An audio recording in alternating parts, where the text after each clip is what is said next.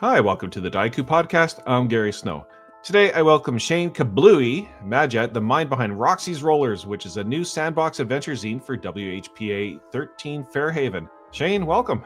Hey, thank you. It's good to be here. Well, you are like, we should let everybody know. Me and you know each other. We're both from Calgary, so we play games together on occasion, and I'm really happy to see the progress that you've made on this over time. Full discllor, a little bit of nepotism here. No nepotism. I'd have you on the show no matter what. But anyways, I'm really excited to have other people see what you've been working on. We've had Joey Royale, who is the mind behind WHPA 13, and you're just kind of part of this big crowd of making WHPA 13 third-party products. Oh yeah, I mean, geez, I think I started a bit late because there's something like every 2 weeks comes up from WHPA, so I'm in there kind of swimming upstream, fighting against everyone else, but it's doing pretty good. And kind of what attracted you to the third-party product and the game itself? That's a funny journey. In the beginning, I wasn't interested in it at all. Like, I had no interest in modern day TTRPGs, and then I listened to Joey on an interview on another platform, and then checked out his interview on yours, and I'm like, actually, this sounds really, really cool. So I went on to drive-through, ordered everything he had. When I went through the main rule book, I'm like, this thing is amazing. And I already had ideas, things were going. I reached out to Joey and said, like, I have all these ideas here, and he's really encouraging, and I went with it. I mean, I've got probably 2 other on deck that I can put out within the next few months if I have the bandwidth for it. And I think I've mentioned to you before, and I'll just say it for the audience, one of the things that I think WHPA third-party products have going for them is that it's really accessible design. Like, it's not to say that it's not creative, but it's like things that you would find in like a Coffee News or the back of like a skateboard magazine. Yeah. And it's kind of grainy and it's kind of grungy and it's kind of like that community newsletter vibe to it. And everybody's seen stuff like that in their travels. Like, if you live in, especially like I grew up in a small town and I saw that kind of stuff all the time. And like the ads in the yellow pages and the ads that you would find at the time, the newspaper, like that's the vibe of it is just fun. It's just like pure creativity.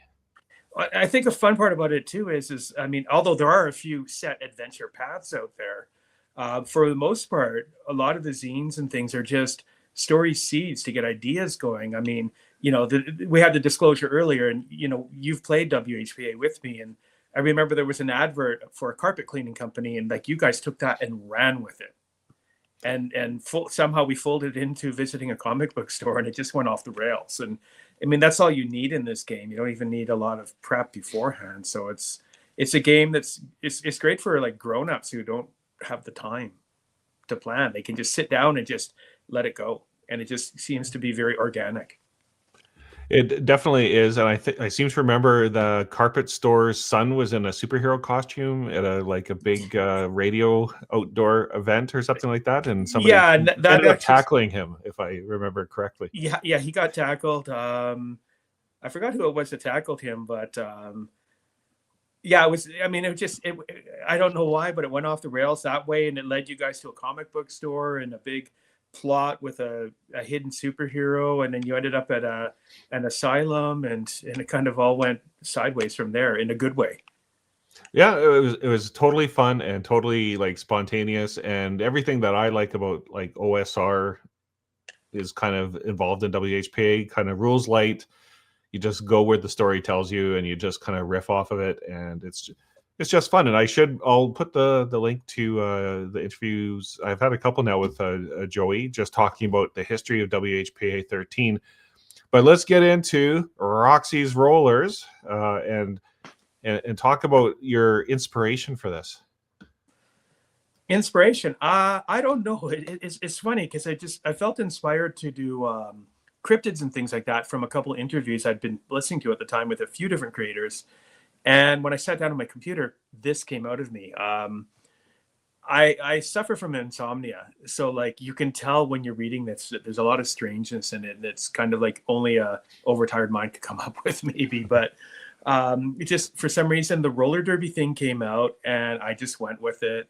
I used to watch it off and on when I was a kid. Not really a devotee, but it's one of those. I like strange things, and I'll just take them in and here and there when I come across them. Um, so I thought, we could bring this in. People don't want to be a television host in WHPA. They could look into being part of the roller derby that airs on WHPA TV. It could also just be NPCs. It can bring in maybe the rivalry between some of the small towns teams. It could just bring in some story beats for the whole adventure. So I went with it. When I started feeling like I had something, I showed it to a few people in the scene who were definitely more than encouraging to go with it. Ended up, as you find out when you read it, I branched out into skateboarding and eventually BMX, because it feels like that's where the scene went in the late 70s and early 80s. So it just felt natural to go that way too. And then I just set it up like it's excerpts from small zines related around those three scenes. And have you been to a recent roller derby, like the more recent incarnations, probably like in the last 10, 15 years? No, I haven't. I mean, the closest I've seen would be whatever you've seen on TV, American Gladiators. And, living over in Asia for a while, I got to see a lot of those weird Japanese combat game shows and things like that. So, I don't know how much of that's leaked into this. I tried to keep it as 70s and 80s as I could. Yeah. Well, I mean, and the difference is like back in the 80s, this was all like almost like scripted, right? It was more Yeah. like wrestling, where it was like you had your roller derby people, and it was all scripted who was going to win to a certain extent, as scripted as it kind of could be. But then like 10, 15 years ago, then like true roller derby kind of came in, and more specifically for women. Yeah. And where it's like actually like a sporting event, and it's not like scripted at all, and there's hard bumps that they're taking and elbows and all that kind of stuff, and they don't do the track anymore. They do the flat track roller derby versus like this. But I remember seeing like back in the 80s, and there was like a American Gladiators version. I forget what the name of that kind of was, but they tried to reincarnate it with the roller track, and they had like an alligator in a pool, and they had like specially trained like masked roller people that were actually alligator handlers, but so they would bring in like basically stunt people for the alligators. It was all kind of crazy, but that's the world of roller skating. Well, it's the world of entertainment. Yeah, world of entertainment. All comes down to. I mean, it's funny you should mention wrestling, because we've got a stretch goal, and I kind of realized that that's something that was sort of missing from this, but didn't fit in. So I've got a stretch goal for a wrestling zine. It's only going to be 12 pages, but I think that's more pages than each section in this gets. So. Any inspiration from old Stampede Wrestling in Calgary here? A lot of Stampede Wrestling. I've never been a huge wrestling head either, but I've never been one of those like fold my arms and it's stupid kind of people. If I was home on the weekend and not much to do, especially in the winter months, that was the only thing on TV, and I get a kick out of it. And it was entertaining and funny. And there's a lot coming from that into there, because I mean, WWF is way too big for a small town like Fairhaven. So looking at Stampede and YouTubing some of the other small town and small city wrestling leagues, just to get some ideas on what we can go with it. There's a lot of NPCs that are a lot more simple than the flashy Hollywood types in the WWF and all that. So, but Stampede definitely, it's in there. I think Stampede Wrestling's even in the roller derby and stuff like that too. If you read it, you'll see the little in between team banter and fights and stuff like that. Cool. Let's dive in here. So let's go to once again third-party product from Reverend Joy Royale, WHPA 13 Fairhaven. So where did you get some of these like really cool pictures? There's this wonderful thing called public domain. I started off just using placeholder pictures, whether it would be legal to use them or not. And then I found a zine out there called Crowdfund Your Effing Life, which is based off of the old Maximum Rock and Roll punk rock, like book your own effing life. And it had a lot of resources for public domain pictures. And I just took advantage of it because I don't want to get in trouble.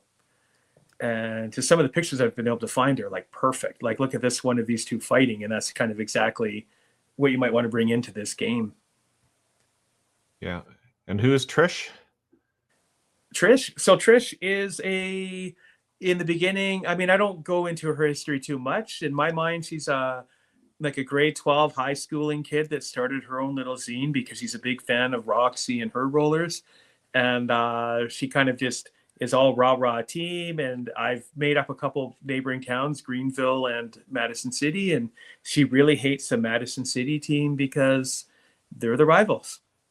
So there's a lot of, sore words about the Madison team and a lot of, overzealous words about Fairhaven. And it's just, I feel like it brings a bit of life into the scene. And,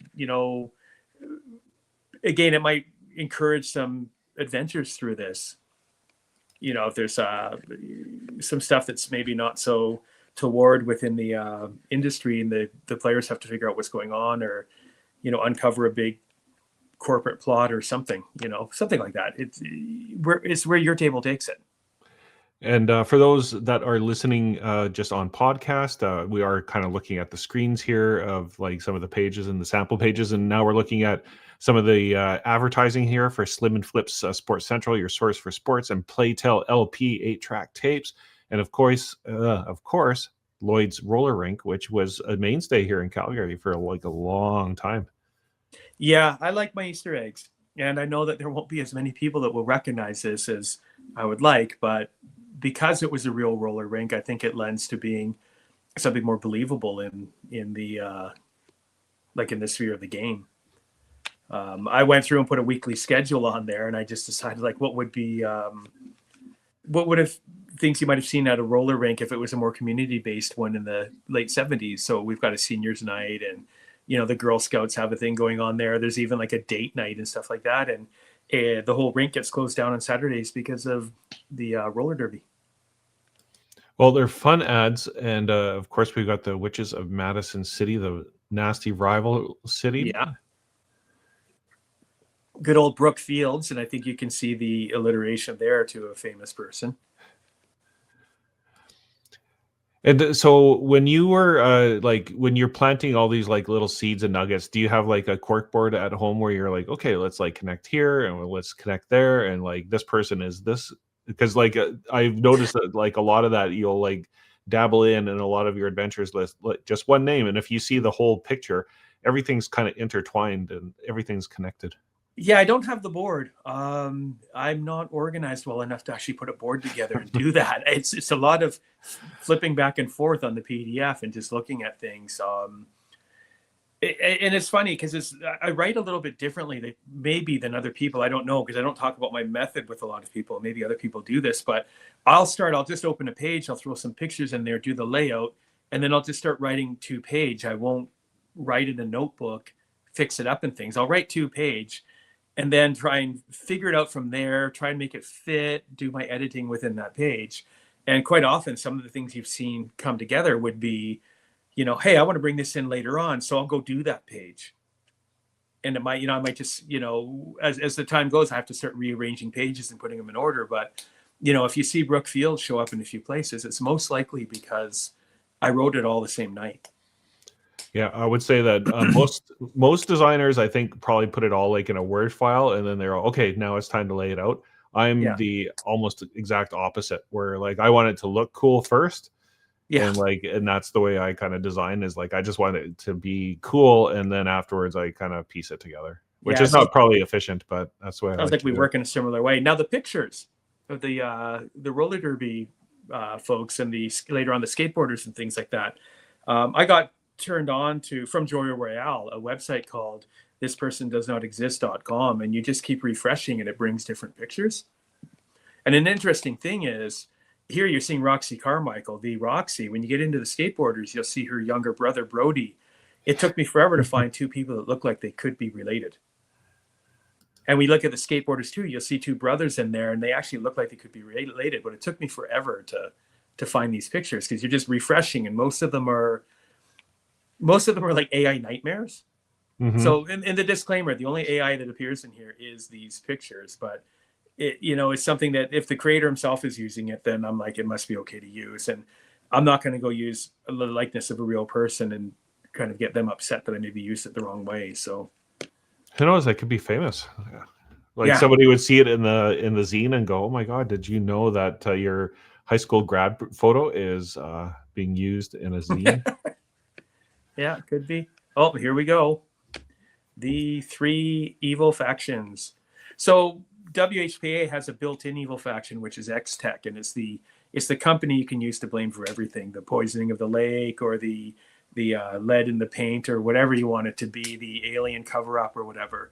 But I thought, let's have a little bit of fun and bringing some stuff that was big in the 80s. So we've got like a parent church group, Parents Against Roller Skating, and this is very simple for that. But I also brought in the Parents Filth Retribution Center. So instead of PMRC, it's PFRC. And that's the, it's a little bit more of an official, a lot more pull in the neighborhood. And then I brought in Take Back the Streets, which gives you a little bit more of a militia, a bunch of, beer swilling rednecks that just don't like anybody having fun. And they're cracking down on the roller skaters, right? And the skateboarders, and yeah, the roller skaters, keeping the streets clean. Yeah, and the RPG games. I have an RPG game in there that's developed by X-Tech, the evil company. It appears in one of the ads later on. And again, some kind of fake ads that could also be adventure hooks for the Fresh-O-Matic water purifier from X-Tech, of all companies. Ah. The deodorant what could go wrong? Which I don't know where you'd go for an adventure on the deodorant one, but that night I was listening to The Who Sell Out, and I was looking at the cover, and I'm like, I'm going to make a deodorant ad. Won't use Pete Townsend in the picture, but I just kind of, why not? And you got your advertising for the weekly show on WHPA 13. Yeah. And then here you've got some skills for roller skating. Yeah, I just thought if the players end up throwing on roller skates to like chase somebody through the city or something for whatever reason, let's just have some dice rolls and see if they make it or not. So this page is a exact copy of a Tiger Beat magazine gossip page. Oh, I love it. So the roller love life.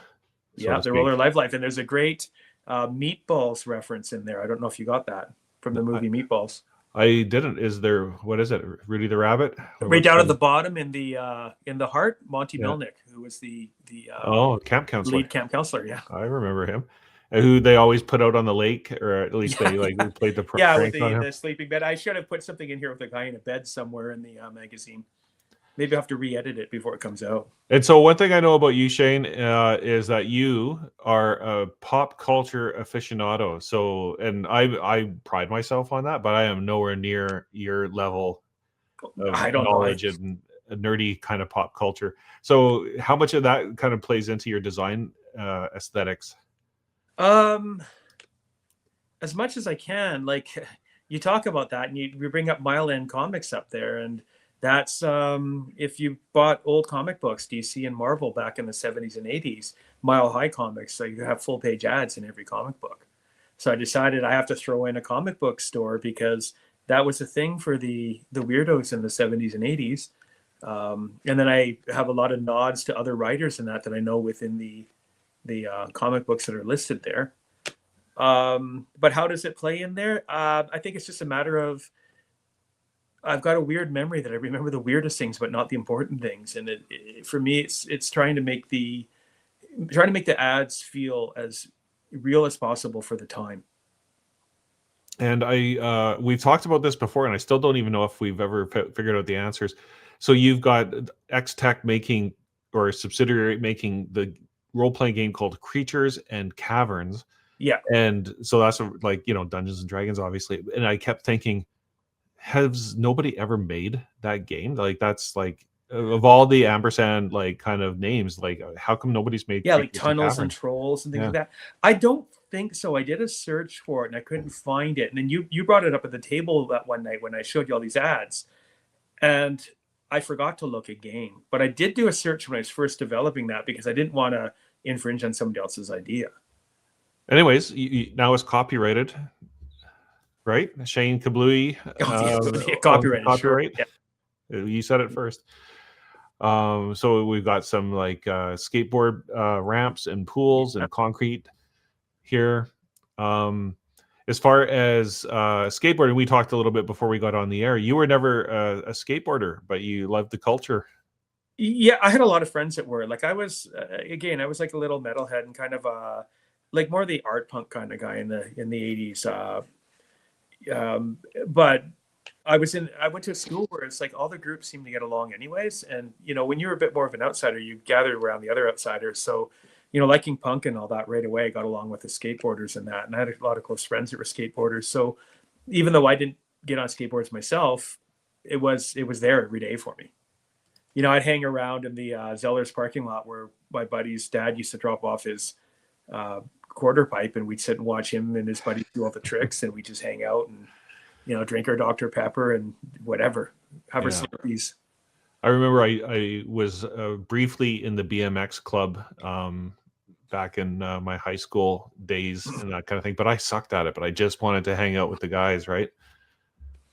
Yeah, there was one guy that hung out in the group that was actually I don't know how far he went with it, but he did all the tricks and everything on the BMX. Like, he was the first person I ever saw that had those posts on the sides of the wheels and things. Yeah. And this was in the mid 80s. Like in Calgary, you never saw that stuff. Yeah, that was good times. Build your own quarter pipe and / fallout shelter. That's a good combo. Yeah, and that's a good way to convince parents to invest, right? No, there you go. Yeah, yeah.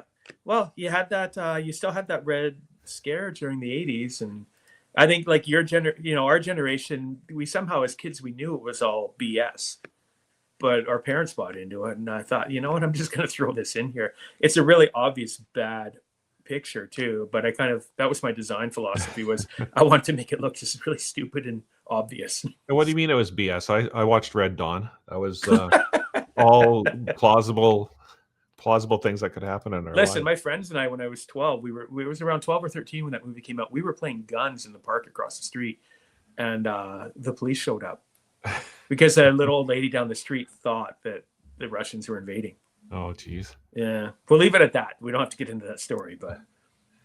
And you've got your architecture of like how to build a half pipe or quarter pipe. Yeah.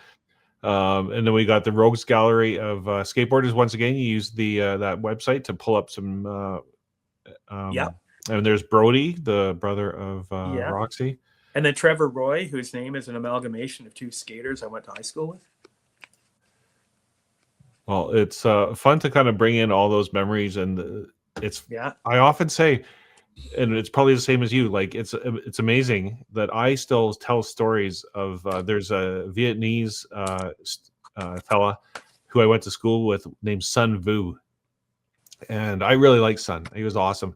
But anyways, I always tell a story about Sun Vu, about how I was in the triple jump in the track meet, and I thought I was so good. I beat everybody by like a foot. And I was sitting there and like so cocky. And then Sun Vu was doing another event, and he was the last one to compete. They're all, Sun Vu, come on. Like, you got to do the triple jump. And he came in and just blew me away and it beat me. And that was a life lesson I always took, where Sun Vu, and so I tell my two daughters like that story of Sun Vu all the time, where they're like, oh, we've heard the Sun Vu story, where I'm like, no, you cannot like take things for granted. You always have to there's always a Sun Vu right around. There's always a Sun Vu out there to like knock you off. So anyways, don't get too cocky, kids, was my story. But I always say, I bet you, I don't know where Sun Vu is now. Maybe he's going to end up watching this and going, he has no idea that how much impact he's had on my life from the elementary school. And now my daughter's lives, where they're like, oh, we're sick of the Sun Vu story. Like, just. So now it's your turn to write a third-party track meet for WHPA. Yeah, there we go. Main agency. A little bit of grammar fun at the top there, if you see that. Who do they think they are, anyway? Oh. So this is just giving you a lot more meat on the bones for these three organizations, anti-fun organizations. And that's similar. Like, I know I like the way the direction you're heading in. But if people have seen my previous interview with Mikey Ham, who grew up in small town Alberta, and he wrote Slug Blasters, and one of his main nemesis bad guy groups is the like a parent advisory like group like this, where they're trying to crack down on slug blasting and that kind of stuff. But it's a fun thing, especially when kids are kind of like against the parents. This would also, I'm guessing, this would also be able to be played or used as something for slug blasters, or even Don't Tell Mom and Dad, which is another kind of game in the same realm where it's like kids getting up to no good. This would be a good source book for that too. Oh, it would be. I mean, even if I know there's a Mark Borg source book out there where you're starting a punk band, and you could actually bring these factions into that because you know they didn't like that. Definitely. And so here we go, a skateboarder doing an ollie over a mosh pit. Yeah, while they're carrying them in the mosh pit, crowd surfing. Well, this is like, I mean, just simply like a lot of fun. I love this. Is that a bingo night that you got? That was a in bingo there? night, and that took me that was the longest I ever worked on a page in this whole thing, because it took me 3 hours to find the perfect smoke-filled room. Oh, I remember being taken to bingo halls by my granny, and I was only allowed one card because she didn't trust that I would do it right. So I was only allowed one, and how much secondhand smoke did I inhale during those bingo games? You know, your game you were talking about tackling the Captain Carpet from the Carpet Fitness Center. Well, he quit the job. So if you look on the bottom corner there, they're looking for help wanted. And that's directly inspired by that game. Well, like I said, there's all these like little nuggets and like hooks that you can kind of see how they all fit together, and how you could like go from, and that's one of the challenges in any kind of sandbox, is like getting from like one thing to another and seeing the connections, because you don't want the players to go, well, now what? There's like so much stuff. You just give them, and what you did at the table too, which was great. Here's like a book of ads, and it's like, what do you want to investigate? Like, and like, it was just kind of fun to spitball after that. Yeah. I mean, I feel like I need to design something that is just ads and put it up there. Yeah. Well, that's for skateboarding, if you go back one. So the same idea as the roller skating. It's just you want to try some of these tricks, and there you go. Right on. So that's a whole new skill set for WHPA characters. Yeah. Ad on the wall, like one of those bulletin board ads for those folks that are just listening at home. Night work, cash paid. What are they doing? So there was a event. If you go back, when you're back a few with the crowd surfing and all that, there was an event that was the Red Hot Skate Rock, which is actually lifted from an old video that I had, and it was just a big kind of punk rock concert, skateboarding and stuff like that. That the Parents Filth Retribution Center were all up in arms about. So this just kind of gives you an event that you could probably base a few adventures around. And actually, since we're here, there's a person in the front row of the mosh pit. Like, who is that, for those that are maybe unfamiliar? It's probably the actor that's appeared in the most movies as an extra ever, as Clint Howard. And now, famously in Roxie's Rollers. There you go. Yeah, he might appear in some other things that I have coming out. So for those that don't know about Clint Howard, just explain how he's been in so many shows over the years. Well, first off, he's Ron Howard, Richie Cunningham, and the director. It's his younger brother, and he's just appeared in as an extra and actually a feature character in like so many films since he was a kid. I mean, like Star Trek, most famously for that. He's famous for a Star Trek one, and he appeared in a later Star. I'm not a Trekkie, but I know he appeared in a later Star Trek. Apparently, he's been in Star Wars. He was in Apollo 11. I mean, what hasn't he been in, really? Yeah, every time Ron does a movie, like Clint is in it. Yeah, and he's just got such a unique face, and kind of, I hate to say it, gremlin-y, but he kind of is. And you would never like he's like that character actor that you just go like he's interesting to look at. Yeah, and it's not like it's a novelty or they're making fun of him when he's in there. He's usually got like something good to do. Yeah. So I think he was in Bonanza or one of those westerns a lot as a kid too, as a regular cast. And so when did you decide that Clint should be in the zone? That was one of those 4:35 in the morning things where I just, some reason he popped in my mind when I was putting that picture together, because there's a few other Easter eggs in that picture, and I just, you know what? I got to throw Clint Howard in here. I don't know why, I just do. And Ramp Rage, is that the BMX? That's the BMX scene, yeah. 75 cents for all these BMX tricks and gossip. More hooks. More Yeah, hooks the for your BMX game. bandits robbing the city blind. Well, it's all super fun. And so right now, let's just more ads, more Yeah. hooks. Let's go into what are we doing here for the crowdfunding? Where are we at? So And when does it end? we're at 5 days left, and we're just over $900. We've crushed one stretch goal where we're going to get the brochure for Brydebrook Manor. Here, hold on, let me put you up here so people can see it better. You're going to get the brochure for Brydebrook Manor, which is it's the rest retreat. Think part Betty Ford clinic and part just nervous exhaustion. You need a few weeks away.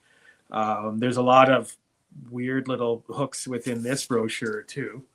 I released this for free a year ago on WHPA, but I've got a nice cardstock version done to give away.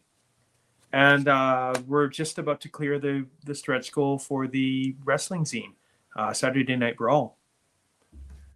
Which the date might change. It might become Friday because I don't want to interfere with Roxie's night at the Lloyd's roller rink. So, but I wanted to just put some wrestling stuff out there for people because that was a big part of the 70s and 80s, and smaller towns had their little leagues. And yeah, well, I love my indie wrestling. I grew up on watching, like I said, Calgary Stampede Wrestling. So that was a big nerdy kind of like geek thing that I love to do, and still I love like old indie wrestling and 80s wrestling on YouTube. Once in a while, I'll go see matches from that era. It's like the best. Well, we're living in the city of the Mighty Hart family, so we've got to kind of give them tribute somehow. Yeah, for sure. So we will put links in the show notes to the Kickstarter, and everybody get out there and back indie game designers. It's the lifeblood of the industry. All these like cool ideas that are coming out are all in the indie space. Don't back the big games. Stick with indie games. And I should note my Kickstarter is also going bug busters if you're interested in busting some bugs. And I've played it. That's an awesome game. It truly is. It's a lot of fun. It feels like WHPA in a weird way. Like they're kind of in the same. If you like one, you'll like the other. Yeah, I mean, it's funny. Like I know when Joey did at WHPA, and I was very similarly like I was like it almost Bug Busters probably could have been a spinoff of WHPA. Very similar in vibes and scope and that kind of thing. If I wasn't already halfway through, maybe that would have taken a different path. But yeah. Anyways, you never know. You might see the reversion into how they do the 5e and whatever. Yeah. Daggerheart or whatever version. You might see Pathfinder version. You might see a WHPA version down the road. You never know, that could happen. But Shane, thanks for coming on the show. Thank you. Best of luck with Roxie's rollers. I think. And what do you got cooking in the future? Because I mean, I know your brain; it doesn't really turn off. You probably got like 8 games envisioned in the future here. No, I typed them all out today, and I got about 22. I just took a partnership with a local artist who's actually doing some work for Horse Shark Games right now, and we're going to be putting some big stuff out, but that'll be another couple of years. But Zine Quest is coming up, and I've already got my proof for Zine Quest. Can you dig it? Yeah. And so is that a nod to the Warriors? It's a nod to the Warriors. It's a nod to a band that I really liked in the 80s and one of their most famous songs. I took the words from the songs and statted them out into some usable content. So I've gotten all the work done on this, the design work. There's a few pieces of art that I can't use that the funding will cover the redrawing of it. Got Alan Moore as a patron, but spelled a little differently. This is going to come out for Zine Quest, and it's for Neon Lords of the Toxic Wasteland. It's just a splat book of different ideas that you could throw into your game. And I know you've had Brian on your show before, right? I have, yeah. I'll put a link up in the top of that for sure. It's a fun little niche that all these games are kind of occupying, and kind of but I think in my view, some of the most creative stuff. There's only so much dungeon crawling you can do. I keep wondering when that is eventually going to run out, but people just keep dungeon crawling when there's so many other cool games out there to do. I'll be fair. I still like my dungeon crawls, and like when I was running, I stopped in the summer because I have a newborn and a few other things going on. But in the new year, I'll be getting back to it. But I was running 4 different games. One weekly, I'd switch the game up. And I have to have a dungeon crawl in there. They're fun. There's just something about your sword and your sorcerer and, the dragon. I don't know what it is. It just calls you. Cool. Well, Shane, once again, best of luck with the Kickstarter. Thanks for coming on the show. We hope to see you back. Okay, thank you. And we'll see you online, everybody. Thanks a lot.